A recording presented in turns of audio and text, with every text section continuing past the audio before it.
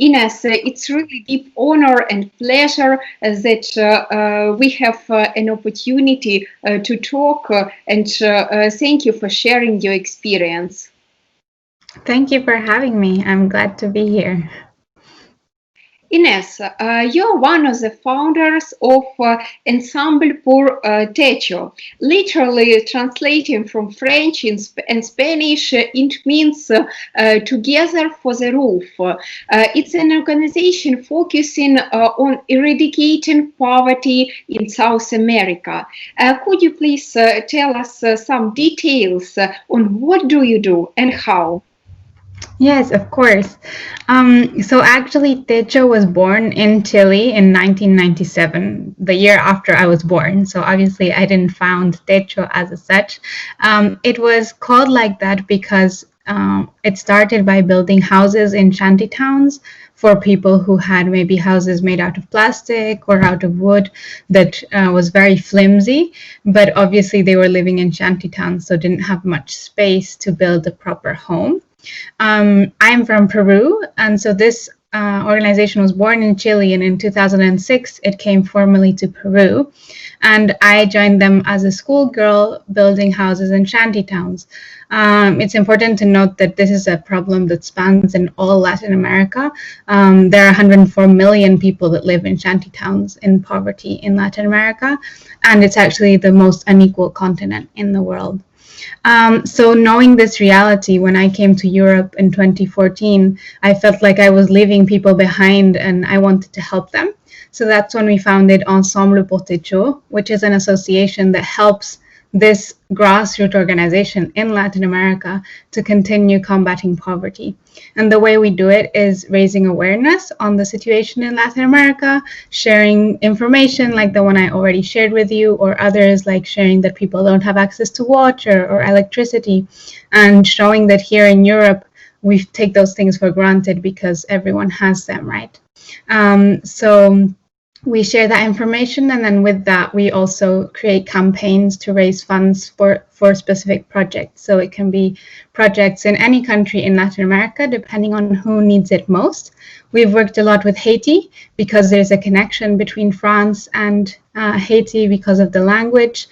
And also because they really needed a lot after all the different earthquakes and issues they had in their country. And then most of our campaigns are also done in coordination with other European countries like Germany or Belgium, Switzerland, where other people have created their own associations. So we generate campaigns and then send those funds to Latin America. Actually, this December, we'll be doing a campaign for Brazil and trying to help them get access to clean water, especially in these COVID times.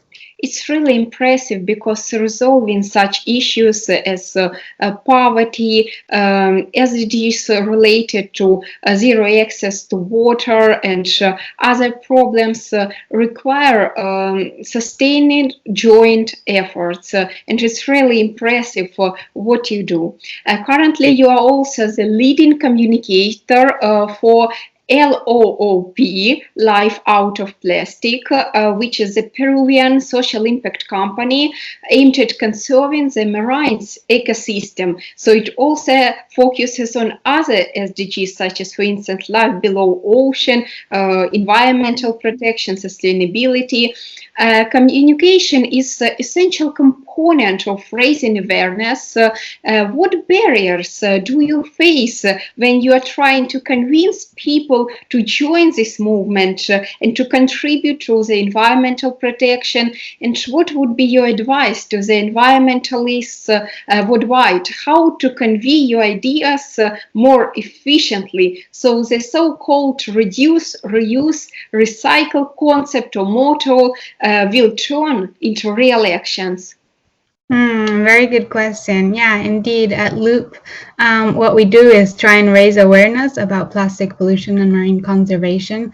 And it certainly competes with other SDGs. As we know, SDGs should be seen as a whole. And I know as a fact, since I'm working in many different SDGs, that they complement each other. But sometimes people see them as lone things that we should do, only concentrate on one topic.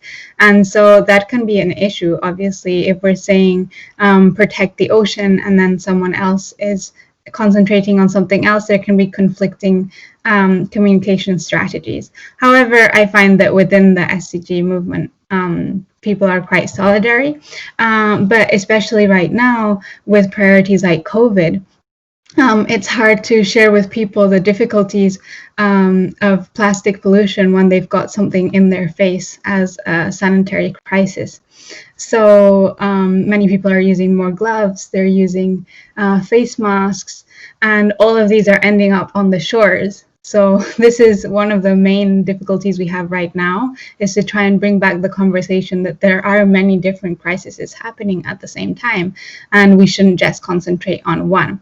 Also in Peru, for example, the delivery has grown so much, and plastic has become once again the main topic of conversation when it comes to products to people's doorsteps, and people aren't really thinking what goes after that.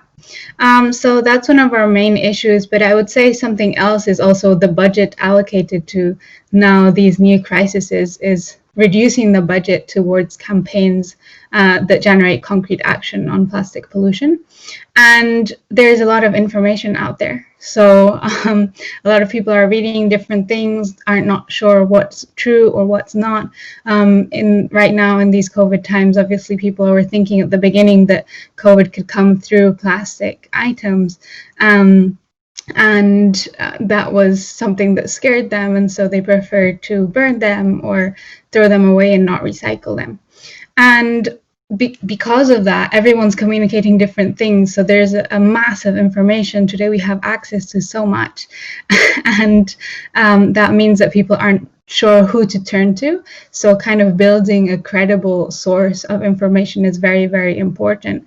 And I'd say to all those people trying to share information and trying to be activists or active in sharing the right SDG information, it's important to make sure that you know your sources and you cite them, and also that you share personal stories. I think that's what's worked best for us, is sharing human stories, sharing stories of people that are either affected by this or that are working on these topics, because as human beings, we like connection, we live to share. And so if we're just sharing facts and not sharing the faces behind them, it's hard for people to connect. However, if we share personal stories and our own experiences, this helps us connect more with the people around us, because maybe they're going through the same thing, or maybe they will recognize themselves in our speech. So it's really, really good to be able to share those personal stories and also showcase those that are doing things on the ground. That's what's worked best for us. Definitely, because sharing the personal stories is so meaningful, because you can see how the idea is evolving, what challenges a person faces. So environmental like protection, working on SDGs cease to become like rough idea. It becomes a real achievement. So thank you so much for this chance to communicate and for sharing your personal story in the field of SDGs, which is really meaningful, because actually sharing stories is what we are trying to do in terms of the SDGs Lead project. Last year, you have been the part of the Peruvian delegation to probably one of the most influential environmental summit, COP25 in Spain, following negotiations on deforestation. What are the key commitments taken by the delegation and in general by the countries, and whether they are now in process of implementation? Yeah, COP25 was a very interesting experience. I'd say that, as it was probably seen in the news, for many of us environmentalists, it was quite disappointing, the outcomes that came out. There wasn't any concrete action taken, any really big commitments that were shared. It was a lot of just negotiating and talking with no concrete outcomes. One of the main negotiation points was the carbon markets. It was Article 6 of the Paris Agreement, which allows the creation of carbon markets. And this it can link to deforestation, which I was following, because basically a lot of the carbon markets are in the sale of reforestation. So there was this debate between, is it better to conserve the trees that are already existing, or never mind, there's deforestation now, let's plant more trees and kind of compensate for that? And that's not what we're looking for. But it was interesting to see what countries were saying about their different willingness to buy credits or to mitigate, or just a lot of different conversations going on about what the best option is. But there was no concrete conclusion on this topic, so that was quite disappointing. Also, this COP was called the Blue COP, so it wasn't concentrated so much on trees, but more on the ocean and on the importance of the ocean in the world and in climate. So I think one of the main outcomes from that was sharing the importance of the IPCC special reports, especially the one on ocean and cryosphere. And many parties were supporting the work of the IPCC, and I think that's important to support the work of scientists that know a lot more than politicians on the importance of the ocean. And I think that was something positive that came out of this COP, to really showcase the science behind the decisions that were being taken. Something else that was very discussed was the theme of loss and damage. And that's something a lot of different countries that especially needed financing to support loss and damage were interested to see an outcome on that. Unfortunately, the decisions taken in the end were very watered down from the actual first draft that the countries wanted. So I think that it was very mitigated. This COP was a lot of discussion, very good discussions on especially what we should do regarding countries that are suffering the most in climate change, countries that are maybe offering this solution of reforestation, countries that have oceans, don't have oceans. A lot of very, very great discussions. The unfortunate thing is that in the end, there was no concrete outcome in many of these decisions. The one thing that I would say was very, very positive was that this COP did have an action plan for gender, a 5-year action plan, and that is something that as women we were very glad for. Obviously, this COP had the president of the COP was a woman, which was very great to see. And all these negotiations in the end led to show that women are growing in this sphere and they should be listened to. So that's something that we look forward to continue to follow. Unfortunately, COP26 has been postponed till next year. So hopefully the negotiations won't just stop this year, but there will still be things that come out of them so that we don't just stop thinking about climate until COVID is gone. The role of women and youth is also essential in promoting the so-called blue economy.